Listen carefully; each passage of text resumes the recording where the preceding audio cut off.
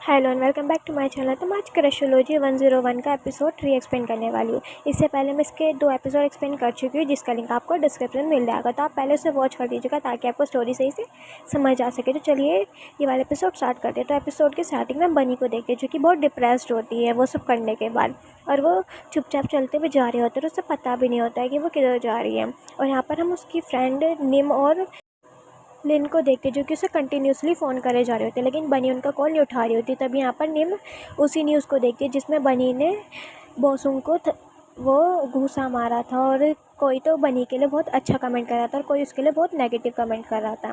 और सीन फिर से बनी की तरफ शिफ्ट हो जाता है, जहाँ पर बारिश आने लगती है। तो वो अपने आप को कवर कर लेती है बैग से, लेकिन वो अभी भी बहुत सारे डिप्रेस्ड होती है। तब यहाँ पर हम निम और लिन को देखते हैं, जो कि बनी के पास आ जाती है। और उन दोनों को देख के तो यहाँ पर बनी भी अपने आप को कंट्रोल नहीं कर पाती है और रोने लगती है। और यहाँ पर निम और लिन भी उसे कंसोल करती है और उसे बोलती है कि तुम बिल्कुल भी मत रो, वो तुम्हारे लायक था ही नहीं। और हम इन्हें रूफ टॉप पर देखते हैं, जहाँ पर बनी ड्रिंक कर रही होती है।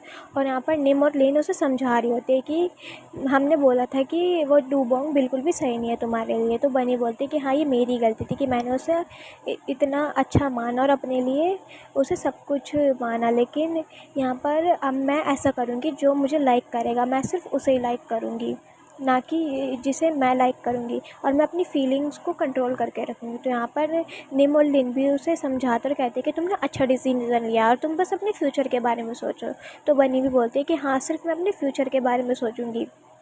और वो ठान लेती है कि अब वो एक ऐसे लड़के को डेट करेगी जो कि बहुत ज़्यादा हैंडसम होगा। तो यहाँ पर लिन उसे अप्रिशिएट करने लग जाती है कि अब तुम हुई ना मोटिवेट। और यहाँ पर निम भी बोलती है कि जैसा तुम्हें अच्छा लगे तुम वैसा करो, ना कि फिर से उस डूबोंग जैसे गधे को दोबारा से डेट करो। तो यहाँ पर बनी भी ठान लेती है और सीन शिफ्ट हो जाता है, जहाँ पर हम बनी को सोते हुए देखते हैं। तभी उसके जो मदर फादर होते हैं वो आते हैं और सोच रहे होते हैं कि कहीं ये मर वर तो नहीं गई। तो उसकी सासू को चेक करने लगते हैं, लेकिन वो उठ जाती है और कहती है कि मॉम डैड आप यहाँ क्या कर रहे हैं। तो उसके मॉम डैड बोलते हैं कि चलो तुम्हें ब्रेकफास्ट नहीं करना था। वो बोलते हैं कि हाँ करना है। और तुम्हें यहाँ पर कॉलेज नहीं जाना। तो वो बोलते हैं कि नहीं, मैं आज छुट्टी लेने वाली हूँ।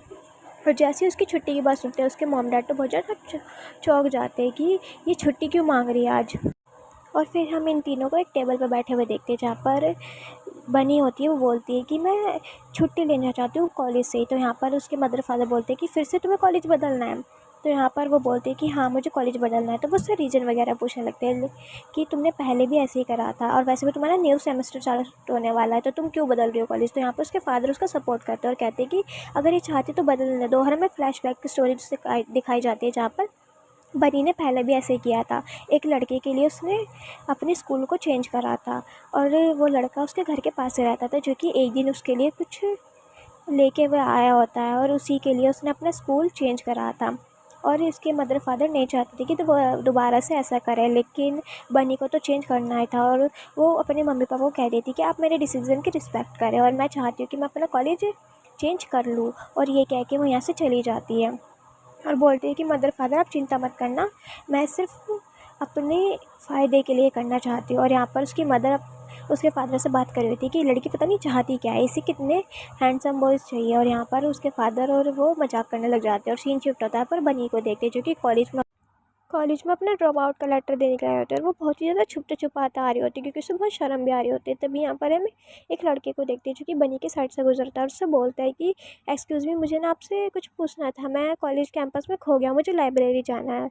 और जैसे ही बनी उसे देख तो उसकी तो आँखें खुली रह जाती है, क्योंकि ये लड़का होता है जीवून, जो कि उसे पूछ रहा होता है। और उसे देख के वो तो बहुत ज़्यादा ही कुछ इमेजिन करने लगती है, और उसे तो ये भी आने लगता है कि जो जीवून है वो उसके लिए एक एंजल जैसा है। और यहाँ पर वो उसकी बातों का जवाब भी नहीं देती है, और अपने ख्याल में खो जाती है। और उसे जीवन एक एंजल की तरह लग रहा होता है, जो कि उसके लिए एक सॉन्ग प्ले करने लगता है। और यहाँ पर फिर वो ये भी सोचती है कि शायद इसकी कोई गर्लफ्रेंड होगी जिसके लिए ये बुके लेके जाता होगा, और वो बहुत ज़्यादा बीमार होगी। और जब वो देखती है उस गर्लफ्रेंड की शक्ल, तो वो बनी की शक्ल होती है। और इसके साथ ये वाले एपिसोड यहाँ पे ख़त्म हो जाता है। और नेक्स्ट एपिसोड में हमें पता लगेगा कि बनी और जीवन की जो रिलेशनशिप है वो आगे बढ़ेगा या फिर यहीं ख़त्म हो जाएगा। और आपको वीडियो पसंद आए तो प्लीज़ वीडियो को लाइक करके जाएगा, और चैनल को तो ज़रूर से सब्सक्राइब कर दीजिएगा। Thank you for watching.